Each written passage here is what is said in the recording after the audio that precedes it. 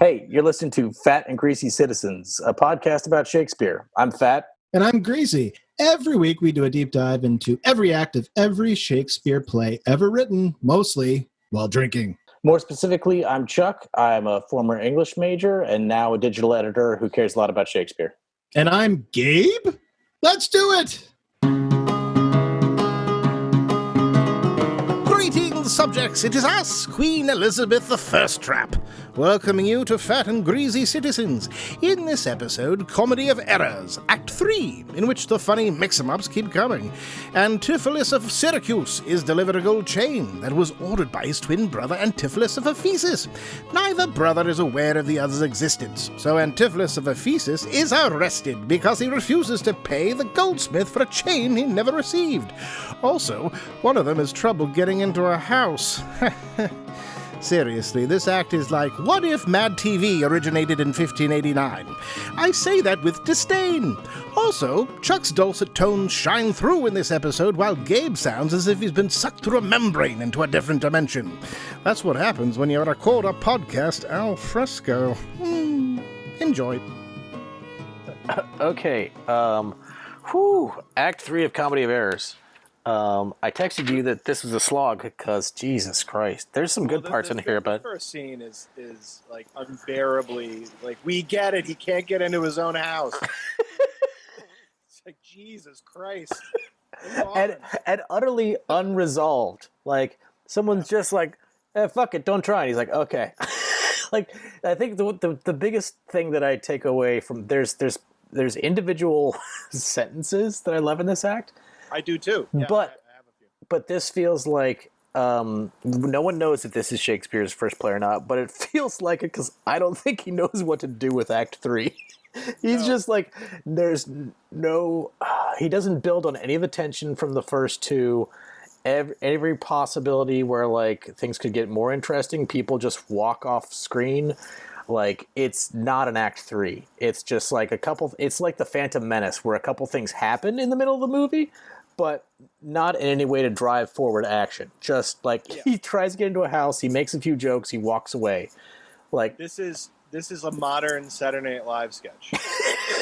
It's all premise. It's premise, and it doesn't have an ending. It just kind of fades out. This is the skit about the guy who can't get in the door. Yeah, and that's it. This is like a Jim Brewer character. It's like, I've got one guy who can't get in a door. But inside, it's actually his wife, but she doesn't think it's him. And he doesn't get in the door. Well, how long of a sketch are we talking about here? It's 10 minutes long. And that's like his selling point. Is like, I can get 10 minutes out of this. Would we want to like tighten it up? No, that's the beauty. I can have him not get in for 10 minutes. And I can offer stage direction that's utterly unhelpful. I can completely confuse the audience or the person reading the play who assumed that one actor could play both Dromio roles. And in fact, it's impossible because I show them both.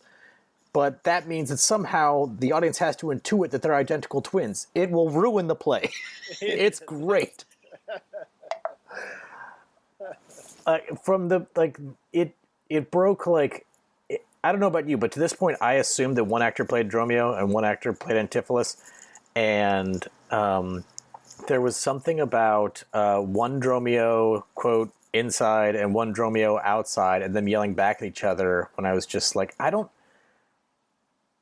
literally thought, like, I don't think Shakespeare realizes that he's been writing a play here. Like, you can't cast two twins. So how sets of twins is very hard to. So how does any of this come off, like, without? I just think it would be confusing to be in the audience if you're going to do this, and also in reading it, since the people on the other side of the door are described as being inside. It's not clear to me reading it, and I know it's not meant to be read, it's meant to be seen on stage, but it's not clear to me, like, do we see them on stage? Do we think the audience recognizes these people's voices? It's a huge step backwards in just, like, understanding what the hell's going on in the play. It might have been stylized where, the both Antipholuses and both Dromios had the same kind of speech pattern, or voice type, like a cartoony voice type that was easily mimicable. Is that a word? Mimicable? It is now. I believe it, and I like the way that you're thinking ways that like you could do this artfully. Where my response is just like, can't put it on now.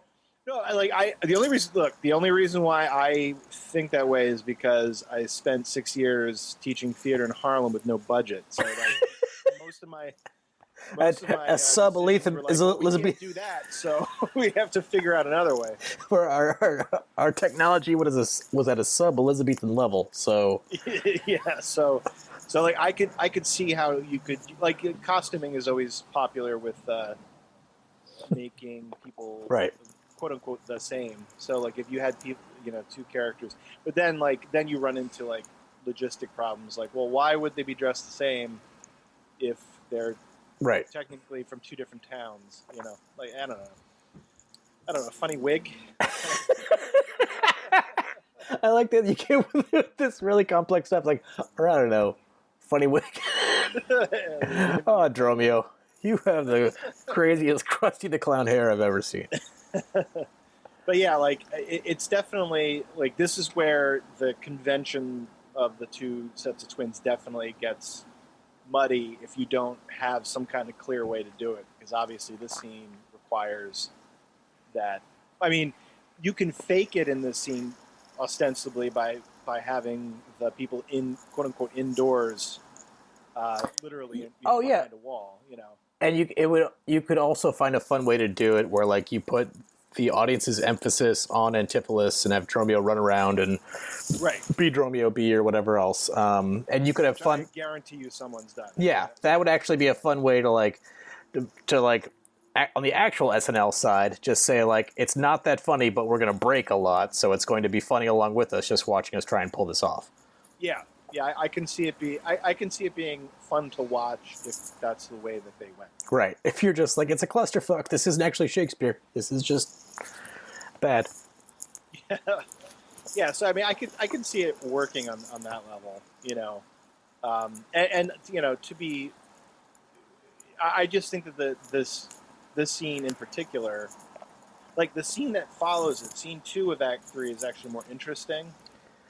But yeah, there's like scene 1 is it just seems like But man, the joke is old, The joke is old, but it is still pretty long. Like that's the thing is Act 3 is just 2 scenes, and they're both filled with filler. Just to like hit up on things that I actually enjoyed in this act. So first of all, I like that Antipholus of Ephesium, he mentions just line 2. He's just like, yeah, well, here's the problem. My wife is shrewish, and unlike in Taming of the Shrew, I'm just like, oh no, your wife is terrible. She's a terrible human being. You don't need to use a gendered term like shrewish, but like, yeah, no, she's awful. I understand why you don't want to go home. I understand why you're telling strangers that you're terrified that you're late. It makes sense. Like I like the use of shrewish here because it just seems straight up like true. I like the fact that when Dromio walks on screen, like he just kicks into rhyming mode and they just go back and forth rhyming throughout. I'm not enjoying the puns back and forth about like your company is like eating. Oh, but I cannot eat another bite of your company. Oh, your company is so much better. It's awful. Yeah. Well, see, I took that. It's funny because I thought that at first. First, I thought Balthazar, this rando friend, was kind of an asshole. Kind of like your stereotypical Republican who doesn't know how much milk is. He's like, good meat is. He says, good meats are as common that every trill affords. Like meat. Food is food. Everybody can get food. Yep. And it's like, wait a second. But then you realize it's Antipholus who's an asshole because he's kind of like, but food's important. Because Balthazar's whole thing is like, well, it's the company, it's the, good welcome and everything, that's what it is, and yeah. And Antipholus is like, well, but the food's important. I mean, come on. It reminds me of the gravedigger in Hamlet in that like and like this is Shakespeare being bad at it, and like at some point he'll be good at it. Like, oh, this scene, something you can tell something's about to happen in this scene, but you'll have someone saying something silly, but like the audience's like desire to like get past the silly scene like builds the tension towards what's coming. Whereas this just seems like we were saying last time, this is just guys making bad puns for no reason. We don't care about Antipholus' relationship with Balthazar. We don't care about them trying to one-up being nice to each other. They're just doing bad puns back and forth, and it just feels like it's completely wasting time. Yeah. I couldn't find a single note about him trying to get in the house. Like, there was nothing there that like even felt noteworthy at all, except for the difficulty to pull it off. And I guess phonetically, like if I didn't even speak English, I like the rhythm of it, but the contents. You know what occurred to me is like I wonder if this back in the day, this kind of like confused conversation through a thick wooden door was probably pretty common. Yeah. You know, because you weren't throwing your door. I mean, this was back in the, Yeah. when people would just stab you in the streets. You know, like you weren't throwing your door open for everybody who knocked on it. So, like this idea of just shouting through like a door and like barely hearing, because you're not like they didn't have like aluminum storm doors. These were like 4-inch thick wood planks, and just like this idea of going like, who is it? It's me. You know, like that, and it's like I can't hear you. It's like on the verge of funny, where you're like, "It's me," and then people are like, "No, it isn't," and like it's almost funny, but it's Steve. No, but that's the thing. Is like, but as it has been in the first two acts, no one ever says the obvious thing. When he says like, "It's Steve," no one's like, "Steve's inside." They're just like, "It's Steve, the owner of the house." Fuck you. No one ever says. Cheech and Chong stole this bit. For, well, Dave? No, Dave's not here, man. This is from Cheech and Chong stole this from. Antipholus ain't here, man. Antipholus ain't here. Who? Antipholus. Antipholus ain't here, man. But like is it it's in Two Gentlemen of Verona where the dad comes back and he's like, "Hey, I'm here." And they're like, "Who are you?" Or maybe I'm thinking of taking this true, but regardless, he's just like, no, that's Verona. Yeah. Okay, yeah. He's like, I'm Johnny Rich Guy. And it's just like, "You're not Johnny Rich Guy, I'm Johnny Rich Guy." And like they actually like have the conflict. But here it's just like no one ever says the obvious thing, in the same way that like it never occurs to either any of the twins that like the twins which they are aware of and searching for is the other one. Or at least one of them is. Yeah. No one ever shouts through the door like, "Well, it can't be you because you're inside." Instead, they just have bad puns back and forth. And then the only thing I do like at this is like he's about to break in, and then again Balthazar, who we don't really know who he is. I don't think he was named in the first act. I think it just said merchant in the first act. But then he's. Is that who that's supposed to be? I don't know. I could swear. I'll flip back right now. It makes sense. If you were casting it, I would do that. I mean, if it's merchant in the first scene. Yeah, no, it just says fucking merchant. So yes, it's stupid. But I like the fact that he's like, "Don't break in. You're gonna say something you're gonna regret. Why don't we just go to this other bar?" And I like that he just does a 180 and he's like, "Fine.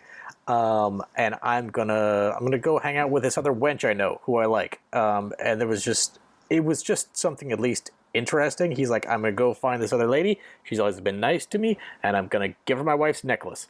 So, and I don't know, like it was actually like something interesting for Antipholus to do, and I don't know, it seemed like it was something unexpected, and it just made me laugh that the name of the bar is the Porpentine. I don't know why, but just like the other two were like Dungeons and Dragons name, and this one's like, "This is the Porpoise. Come stay at the Porpoise." It's a strange ending to this scene. Well, first of all, you talk about the shitty puns. I refuse to believe that any character just calls a crowbar a crow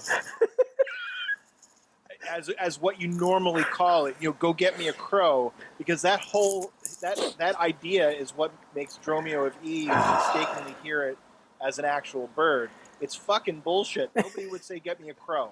Nobody.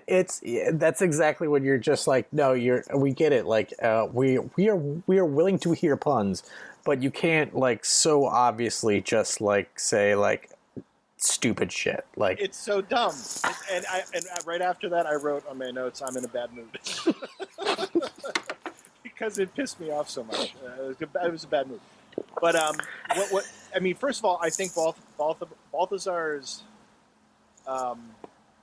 his advice is just weird to me. Although it has a really great, I love this line he has. For slander lives upon secession, forever housed where it gets possession. Like once the neighborhood gets wind of something that you or your family did, it's going to stick forever. You're never going to get rid of that. So let's just get out of here. I like that. Like that's one of those things where it's just like he's basically saying like I wouldn't put this past your wife. You need to deal with this somehow. That said, like if you break down your own door, like whatever you do once you break down your own door, like it won't be worth it. And so like, yeah, that has like the ring of truth, and it's well said. Yeah, it's really well said, and it's just a strange moment because then, and this particular scene made me think about everything we've talked about so far with all of the plays, that the comedies, because they've all been comedies so far, that everything seems to be predicated on a certain pettiness of characters. Like characters have to be fundamentally, like we've been calling them stupid, and they are stupid. Yeah. But there's like a pettiness, like these characters are willing. I'm thinking about two gentlemen of Verona in particular, where it's like, Proteus straight up rapes. He's willing to go to ugly measures to get what he wants. And this is no different. Like the idea of Antipholus of E being like, yeah, you're right. We should stop. You know what I'm going to do? I'm going to go to this woman who my wife suspects of me, having a thing with anyway, and I'm going to give her a necklace just to fuck with her. Because fuck her. Exactly. And it's like, why? Why would you do that? Thank you. But you said it so much better than I did there, because like it was like just interesting when he's just like a dummy being stuck outside the door. But all of a sudden, like it becomes just a bit more interesting. Like it doesn't make any sense, but it's just like a fun turn to be like, you know what? I'm gonna go to this bar, go see this wench. I'm gonna go give her this classy necklace. It's like it's those moments, and they've happened in every play we've looked at so far, where these characters have these creep moments, and you ask yourself, why are you doing this? It's a very pessimistic. Like Shakespeare's characters are very very pessimistic in this, at this time period. Like they're very like they make the choice that that a normal person would think is detrimental. Like they make the wrong choice on purpose all the time, which to me, like the more sophisticated comedy gets, the more the character is well-intentioned and it backfires. Well, and also like out of character. Like they've been a certain type of person, and then like they meet a challenge, and then they're like, oh, so here's what I'll do. I'll do something that'll get me divorced and fuck everything up, or I'll try and just like sexually assault a woman, or I'll just try, and it's like it comes from, you don't know if it's the humor of the time just treating all this stuff incredibly cheaply, or if it's like him just like bizarrely upping the ante out of the blue. But yeah, it doesn't feel earned, and the only reason I sometimes like it as I did in this example is just because it's like it's almost like Tarantino-esque, where it's just like, oh, I did not expect someone to be shot in the face there. They were just driving around, and then someone got shot in the face. So, okay, I'm interested, or at least paying attention. You're not just yelling puns through a door. Yeah, no, that's true too. Like I do like the idea. Well, yeah, I like. It's unexpected, but I guess it's unexpected. For me, it's unexpected. Like as you're talking about Pulp Fiction, like that's a great example of all of a sudden the guy in the backseat's head's blown off. Like, and it's a moment where that it puts the characters in a situation where they have to figure this out. Whereas I feel like in this play, like the decision to give the necklace, it's like a character. like consciously, like it's almost like meta, where it's like the character's consciously making a plot choice that he knows is going to be a major conflict. You know what I mean? It's like, I'm going to give this necklace, which is of romantic significance, to this other woman. It's like it's so contrived at that moment that it just seems like poor writing. Right, and also we know, since the other twin has the necklace by the end of the act, we also know we're never even going to meet this interesting woman he's flirting with. Like, it's just like him saying out loud, "Oh, I'm going to give this necklace," and it's just so sweet and sexy and hot. My wife thinks we're sleeping together anyway, but well, that's the other thing. With what you know about his wife, you're just like, oh, there's this other woman who's beautiful and gentle. She's always talking to me. She's hanging out at the bar right now.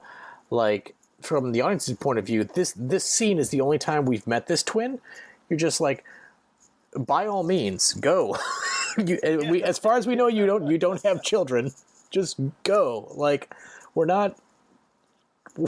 We wouldn't begrudge you it. You don't need this stupid prop device to go and get the necklace to give to her. You could just go to the bar. But, like, she sounds interesting. Your wife is... it's established that your wife is unpleasant. It's established that you find your wife unpleasant. It sounds like there's an interesting woman who is interested in you, and your wife is threatening violence on you and a slave because you're late. So just go. That'd be a great line in the play, by the way. It's established that your wife is unpleasant. The audience agrees. This isn't just you. Like just the concierge at a hotel or something. Well, it's been established. It's notarized. So, all right. Well, let's move on to the half of a good scene that exists. More from Luciano. Luciano, rather. Hey, Luciano. Or Luciano. I'll go with Luciana. I don't know. Luciano. So, a couple things I love about this. First of all, I feel like last time we saw her, we kind of had her pegged as just like a straight up reactionary, just leaning into patriarchal views. And in fact, like she's a lot darker than that. She's out there. Just straight out of the gate. She's just like he hasn't done anything other than just like look dumb. And she jumps to the point of view of like, listen, if you married my sister for money, then fake like you care. If you're sleeping around, just be discreet. And she keeps doubling down on upping the ante. She's like, it would be moral for you to lie to her. The worst thing you could do, you son of a bitch, would be for you to be honest. She says, this is a quote that I love. She said, "Shame hath a bastard fame, well managed," which in my interpretation is there's actually a glory and a respectfulness in being shameful if you cover it up well.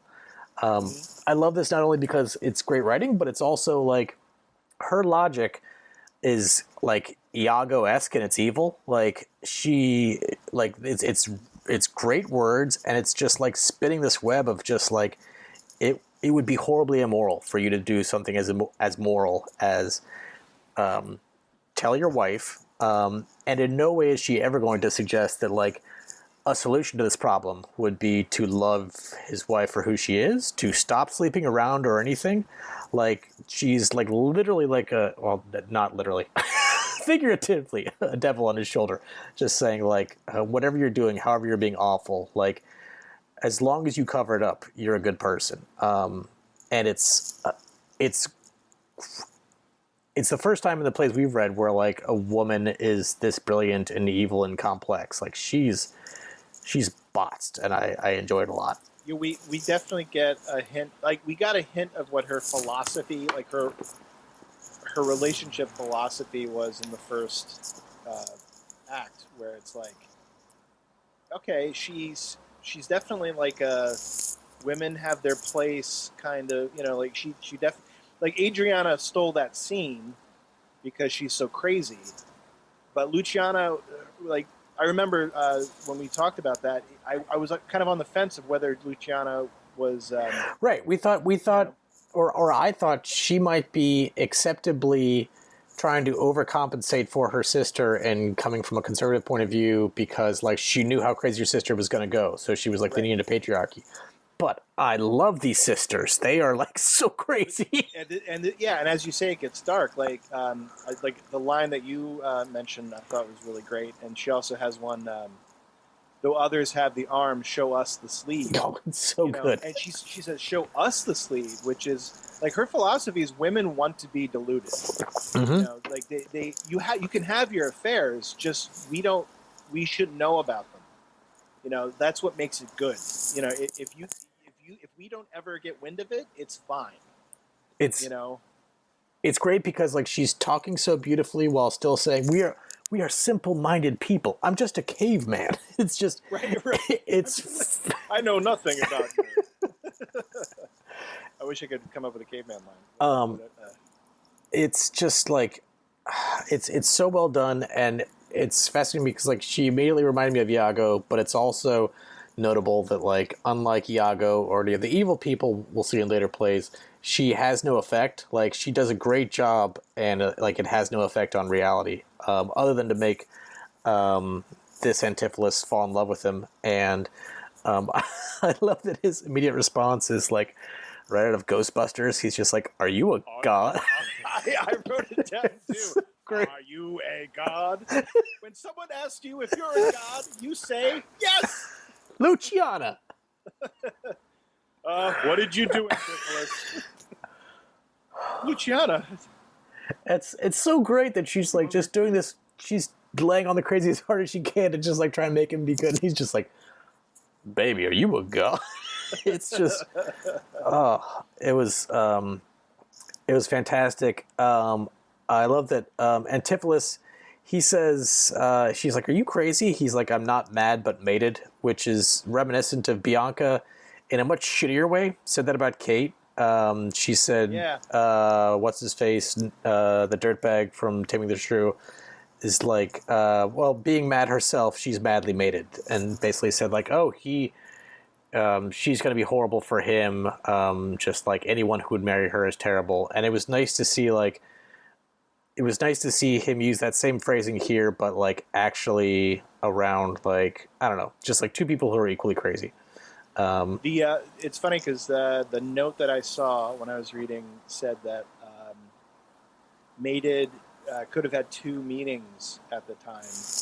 Mated being wedded, like married, or mated as in overwhelmed, like mated in chess, which is interesting to me. Yeah. It's like, not mad but mated, like not crazy but overwhelmed by you, or literally married, like coming on too strong too quickly, which I think you could play it either way, really.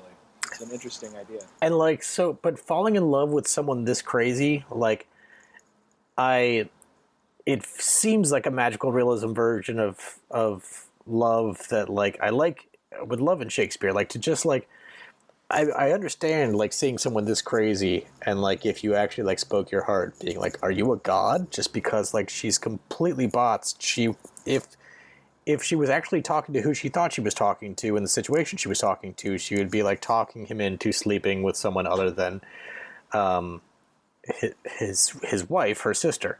And what's great about him like trying to then sleep with her is that the crazy ass morality that she's pushing for him like isn't morality at all. It was just like localized around her and her family and putting family first. But once she's already argued that like you can do anything you want as long as you don't end up letting my sister know and thus make her sad.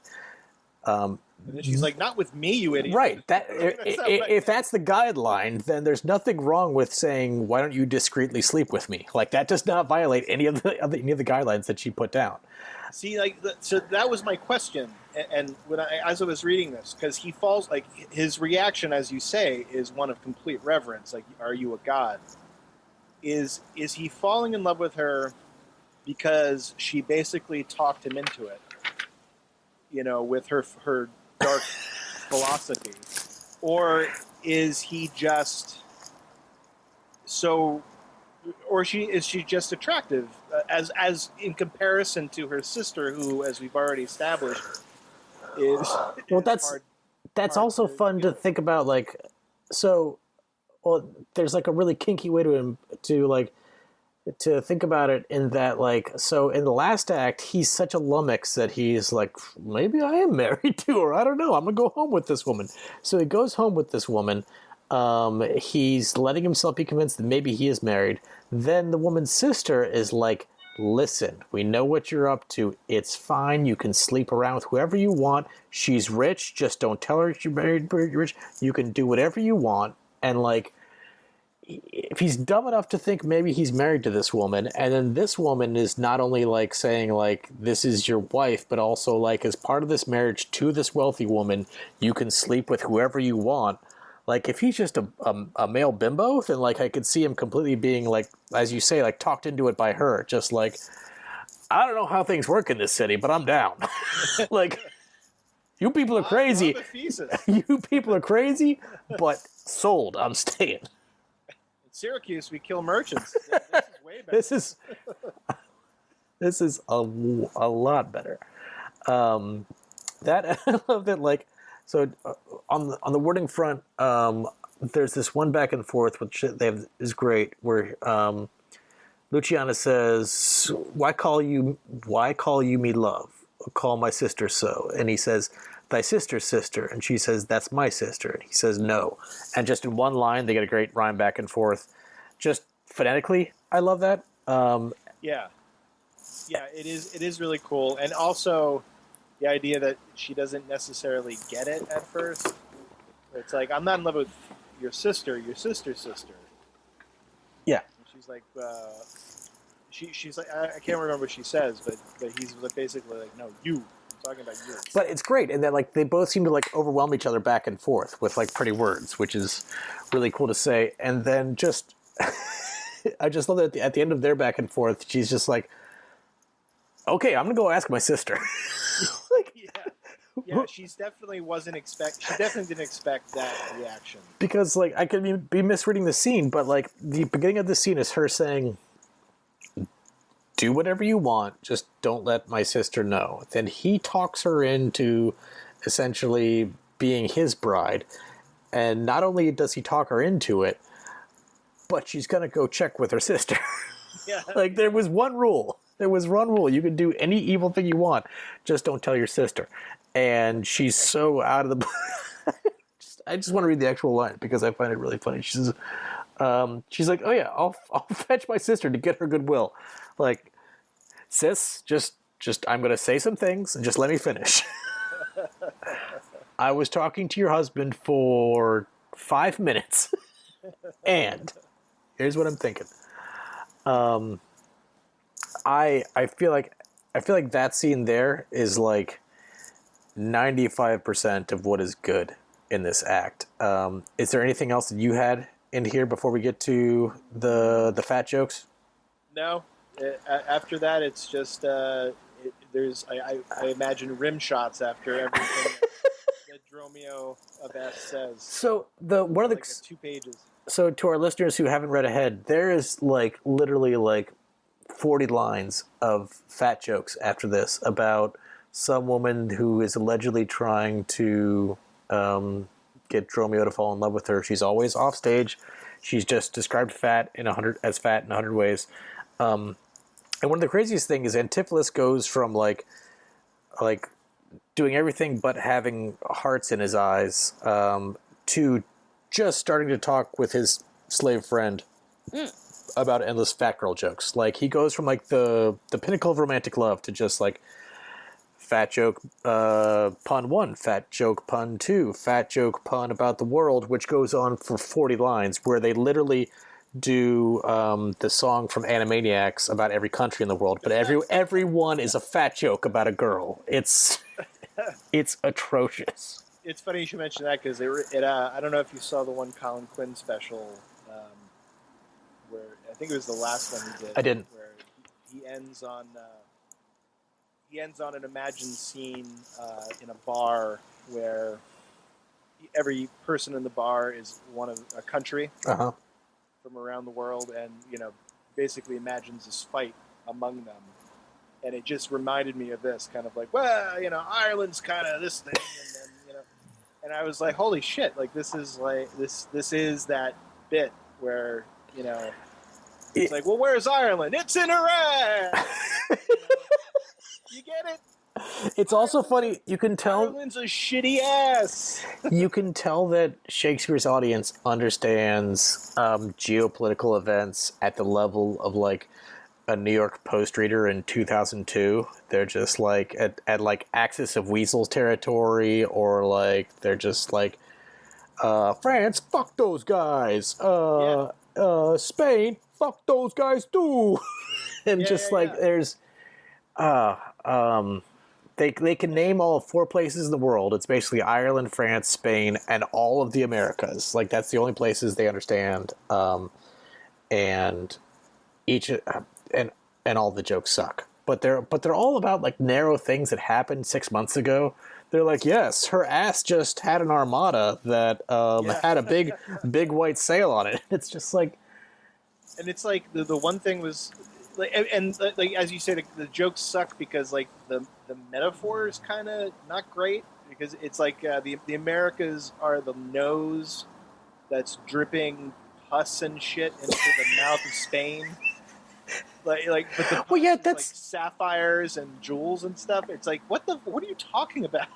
And also if you're going to do a visual pun that everyone can understand, then like I understand that Elizabethan audiences didn't understand the globe the way we do, but you have some idea where the Americas are compared to where Spain and France and everything else is. But it's not like if her ass was the Americas and her chin was Spain and her nose was France, then like you'd be like, okay, I could, but it's not. It's just like she's like some insane Picasso painting where her ass is her forehead and her forehead's over across the room.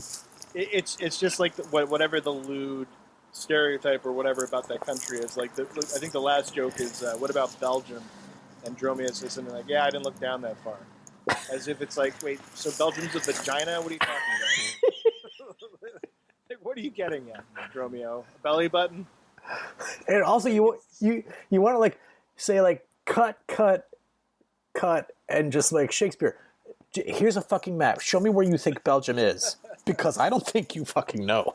Like I think you're coming up with stupid puns and you don't know how to root. No, there's no names on this map. Point to me, Shakespeare, where you think Belgium is.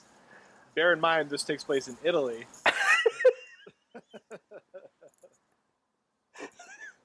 No, that's Turkey. That's Turkey, Shakespeare. Try again. Oh, shut up. God. But I really do think that it like this was the crowd pleasing moment.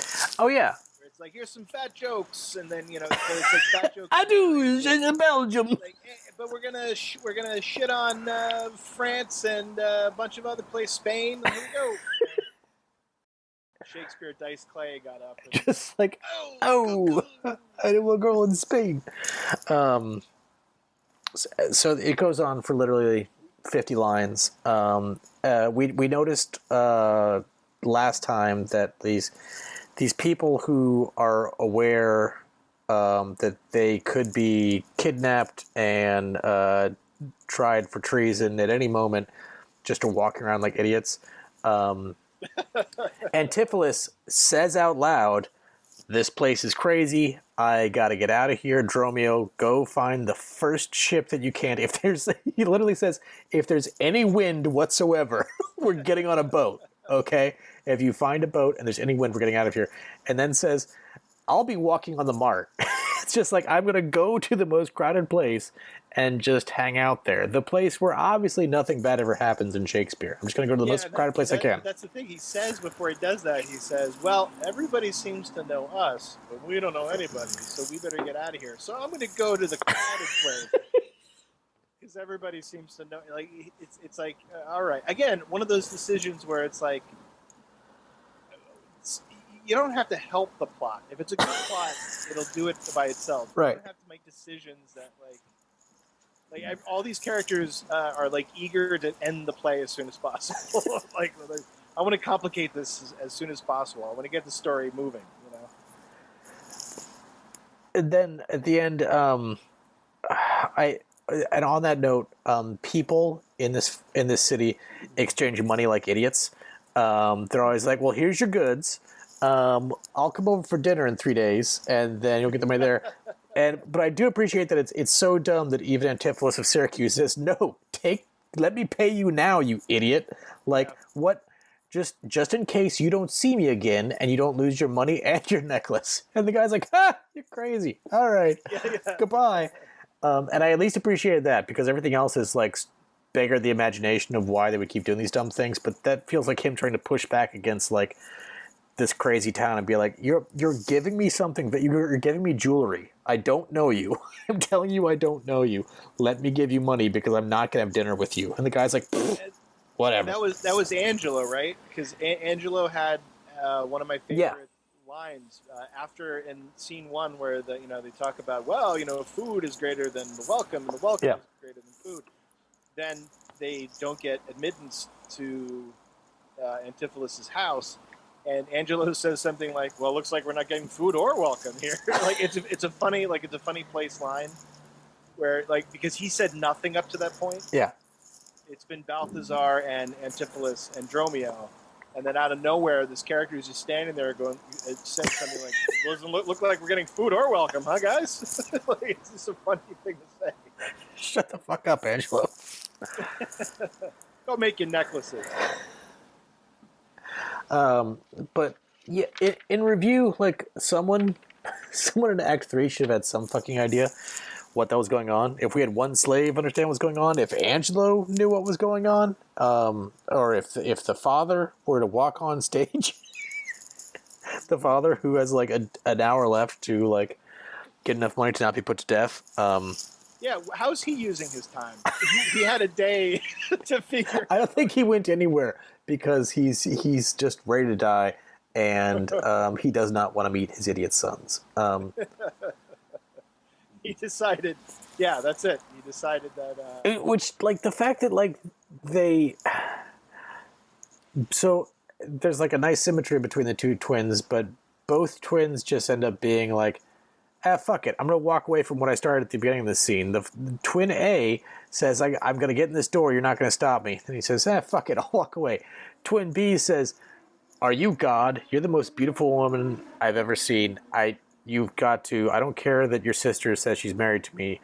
Let's run away together. Go tell your sister you love me. And he's like, fuck it, let's get out of here. Like, both of them, for no reason, at the end of their scene are just like, on second thought, fuck it. Let's just dissipate any actual narrative tension in this scene and just walk away in both cases. In that respect, he's very much like his twin brother. Yeah. And both scenes end with both Antipholus saying, you know what, fuck it. In that both of them are terrible lead characters for a play. They have this in common in that, like, right when there's about to be a plot point, they say, I'm bored. Yeah. I'm going to go to the mark. Okay. Literally any movie, any story could be undermined by the main character just being like, I'm bored. I'm not going to do this anymore. That was, that happened in, I think there's a Monty Python sketch where that happens. Yeah, where he's just like, do you want to keep doing this? Yeah. All right. You want to do something else? All right. Yeah, I think that's a really funny thing to do. Just characters being self-aware of like this, like that, just overwhelming ennui just descends upon them. We gotta that, but again, like, and it's cheap to always say it'd be great to have Cleese, but you could do that with either of them here, or have Cleese play them both and just be like, "Well, get out of here. You want to just get out of this silly town." And that would be the funniest way to do both of them. Just like, you want to go to a bar? Okay, go. That would be. I'm actually hoping that's how the play ends. So they just mutually give up. The cartoonist suddenly died. They just announced that it wasn't worth it. The whole trek was not worth it. The stage direction here is a giant cartoon foot comes down on all people. That's strange. All these despicable people.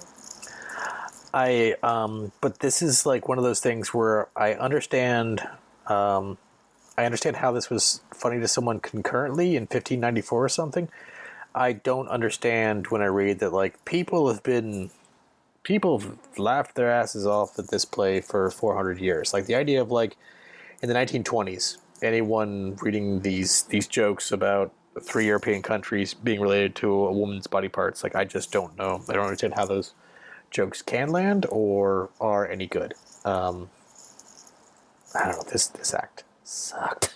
Well, this is where a lot of that Irish resentment comes from. They've been telling Ireland that they're a fucking ass pile forever. Honestly, getting shit on by that country.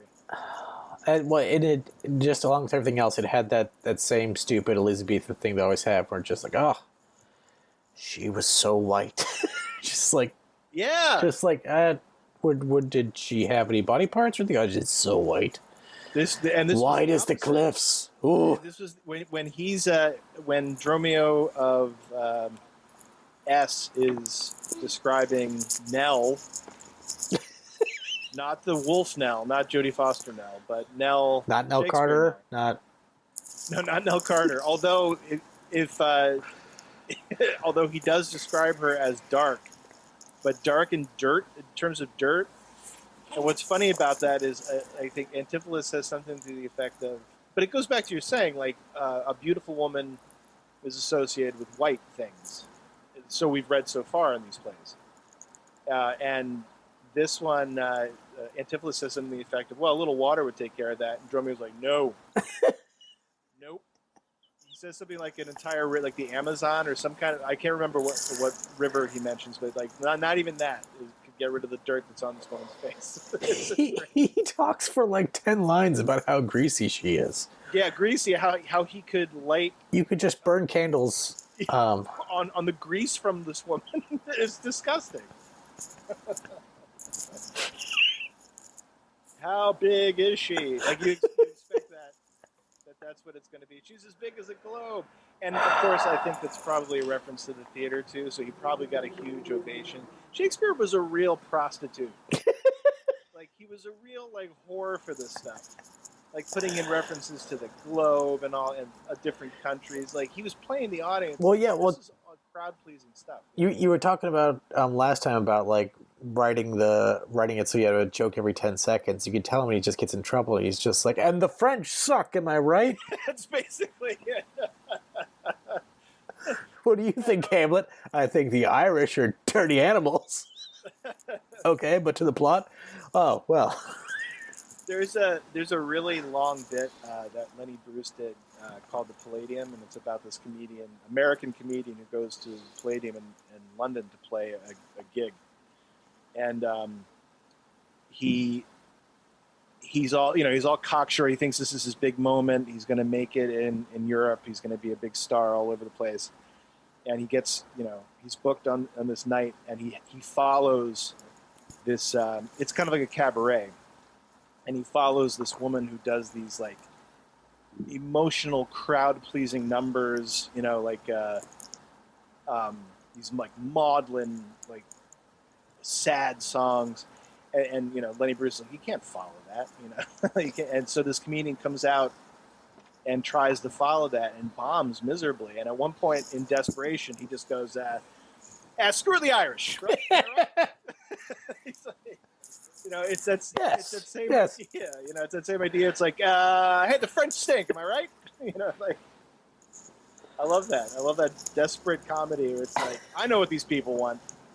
Maybe that's it. Maybe Shakespeare knew what trash this act was. It was just like, oh God, I gotta get Dromio back out here, and he's just gotta make fun of a fat woman and make fun of France and Spain and everyone else who's kicked our ass for the past 200 years. It's not gonna make any sense, but like I think in my future works, I think I got something with this romantic language going back and forth, but I don't quite have the characters. So yeah, I'm just gonna bring Dromio back on stage and make fun of some states. It's funny how many. Even modern comedies do this too. I feel like when there's a character who's your crutch, like you just lean on it so much. You know, like I think you mentioned the movie Old School a couple episodes Yeah. ago, and I feel like if you have a Will Ferrell in your movie, you got to lean on the Will Ferrell. You know, like you know, and it gets like once that becomes popular, then like if you look at Will Ferrell movies now, especially the John C. Reilly ones, they're so self-indulgent when it comes to the scenes between those two guys, and like it just seems like two guys fucking around for 2 hours, you know, and because the audience laps it up, you know. I think Mike Myers got into that that rut as well, like, you know, people were lapping it up, and then he just got so self-indulgent with everything. No, it's weird when that happens with like a huge comedian, in that like at a certain, you can pick the exact moment where if you watch a movie by Robin Williams, Mike Myers, Jim Carrey, if you watch a movie before a certain point in their career, even watching it now, you know they're bit down, it's funny. And if you try and watch it after that point in your career, you're just like, what are you doing? Like, this is why are there, Mike Myers, why is there a half an hour of jokes about farts and boners in this? This is stupid. And just like, at some point they just become self-aware, and it might be related to being recognized as the most successful comedian on earth for a couple of years or something. But it's just like, it breaks at some point. And and like the people that you've mentioned, I think have broken in very specific ways. I don't know how, as simple as his shtick is, that like, I don't think that's broken yet for Jack Black. And Jack Black is just doing flavors of Tenacious D. That's all he ever does. But I don't think it's broken for him yet, and I don't quite understand why. Shades of D. I actually just saw that there's Hasbro is doing some kind of virtual con next week, and one of the bands playing is Tenacious D. And for a hot second, I was like, I kind of want to buy a ticket to that now. That's, which is interesting, because I think, I feel like Tenacious D itself feels to me like it's jumped the shark in that way, but I don't feel that way about him in particular. I honestly, it's. I listened to some of. I didn't even know they had an album after the movie that they did years ago, but they did, and I listened to some of it. It's good, you know. But it's definitely like the shtick is the shtick. It's not going to change. It's not ever going to get any more nuanced, you know. But that's kind of what the appeal is to a lot. Like, you know, it's actually an old-timey way of thinking about comedy. Like, you know, like Dean and Martin, you know, like that. Those two are never going to change. Well, that act is never going to change. When you say like, did I say Dean and Martin? I meant Lewis and Martin. That's okay. Dean Martin was two people. Same guy. It's a little known fact that Dean Martin was actually a two-man act. Like Robin and Williams. He had a little man in his pocket named Martin. I find that like those things where people are just fucking around are the things that appeal to me most over time, and like it's hard to wrap your head around like when is someone doing something that's lasting, or when is something that just doing something that sits in your head. Because like the early Tenacious D feels like that, when they're just being endlessly stupid. Like you don't come up with a song like Lee trying to like actually like do something great. You're just like, what's the stupidest thing we could do right now? And I feel that way about like a bunch of the shows that I always loved on like Adult Swim, where they're just people being as insane as possible. The Eric Andre show, like I have shown my daughters clips of it, that there's like 3 clips you can show your daughters, but still like it's just him and Hannibal Buress being as stupid as possible. But I'm trying to think of what that could be. Maybe him just throwing himself around the set. It's let's see. There's they wouldn't even get the joke because they're too young to understand Daft Punk. But there was Kraft Punk where he looked like one of the Daft Punk guys, but he had macaroni and cheese on his head, and he tries to dance on a subway, and he breaks his head open, and cheese falls out of his brain. And there's Time to Deliver a Pizza Ball, which they find hilarious. And that's, I think Time to Deliver a Pizza Ball is the only full scene I've let them see. But now we sing Time to Deliver a Pizza Ball to each other, and they will say to me, they're like, "Are you Ramadan Steve?" And then they will voice over that Ramadan Steve in the exact rhythm of that show, which I'm sure makes no sense to you if you haven't memorized this 5-second scene the way my family has. But all of which is to say that show is nothing but insane bullshit, but like it feels very lasting to me. In summation, what the hell is this act? In conclusion, that's what Act 3 seemed to remind us of. All of those things that you just said. All of that unthought out bullshit. I want to congratulate us for getting an extra 15 minutes out of this act, which gave us nothing. I feel like we are like two actors trying to figure out what the hell to do with this act. Well, I think you get more out of. I think you get more out of like the thinking of the just like because it's so. I don't know. It's still a very common scene. You know, like these two scenes together are kind of like they're very much out of a tradition that we're very familiar with. Like you can point to many different modern examples of the exact same shit that Shakespeare is doing in these two scenes. You know, like it's more fun doing that than because it's not great. It really isn't. You know, yes, he's William Shakespeare, but these are not great scenes. You know, and for a reason. You know, we're not at those plays yet. Like, this isn't the Tempest. You know, this is. That sounds like errors. Like before you do All's Well That Ends Well, you did a play called It's Not Great. just like very straight up, just like this is a Midsummer's Night's Dream. This is all that ends well. It's not great. It's fine. Stuff happens. Got an old man sentenced to death. Got a couple of stupid twins.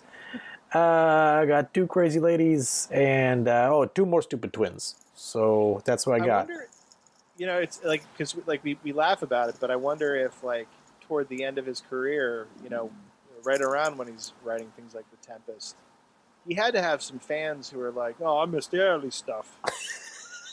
I missed the fart jokes and the fat jokes. Where are all those? This is ridiculous. Where's a woman you can make a candle out of? That was original. Now you got wizards stuck on islands. This is absurd." I hate this. Sophisticated, he says. Remember when there'd be 4 characters with 2 names? That was brilliant. What was the one with 2 different twins? Now that was funny. I don't know what the fuck this is. You remember when the characters would just fucking give up on a scene? Just walk off stage, just say, "This is stupid." What about that one play where there was an egregious rape in it? You remember that? For no reason. And then everyone said it was okay. And she had no say in it. Oh, we got to make Shakespeare great again. But you knew it was okay because it was called Gentleman. There had to be one guy, right? There had to be one guy who was like, "Oh yeah, I miss the old days when we could rape a girl in a play and it was okay." Didn't like Hamlet? Didn't like it. Too many names. I like it back when there were 6 characters with 2 names. And and Hamlet had all those like long, interesting philosophical monologues. Who wants that? I want the fart and fat jokes. You want to make it better? What if Hamlet's uncle's name was Hamlet? And his mom's name? Hamlet. That would make sense. Yeah, fuck that guy. Okay, I hope this picks up. If nothing else, then this is like this play should be called The Palate Cleanser before Midsummer's Night's Dream. Midsummer, a little teaser, a little spoiler. Well, before, I mean, we're still 2 acts out. But it has a special place in my heart because it was the first Shakespeare play I ever performed. That's fantastic. It has a special place in my heart because it's well written. I'm looking forward to getting something where I'll just be like, it's got some of my favorite characters in it as well. I'm just looking. Just in terms of like every character seems like a home run. You know, like even like Lysander and like all like the lovers are even interesting. So it's and like all that mistaken shit that he's trying to do here, all of that like mistaken identity and like funny mix 'em ups. I think that he's failing with in this one. I think he nails in that one. You know? Yeah, well, if someone is bewitched by magic or with like funny words, I bet they don't say like, fuck it, let's let's walk out of this dream. What do you say? Far less flippant in Midsummer Night's Dream, yes. I'm looking forward to reading a play where, like, if I don't understand exactly what's going on, I think, well, I bet he was purposeful about this. Not just like, fuck it, the play has to start in 5 minutes. I'm just something up. I wrote this on the shitter.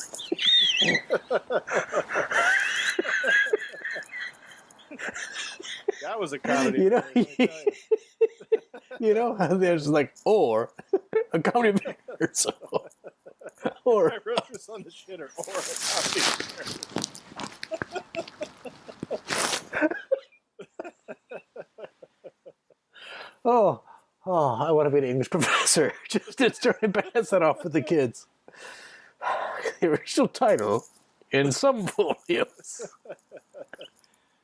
A rare ancient folio suggests that it used to be called I wrote this on the shitter. The folio was found in wrapped toilet paper. Oh, listener, I'm crying.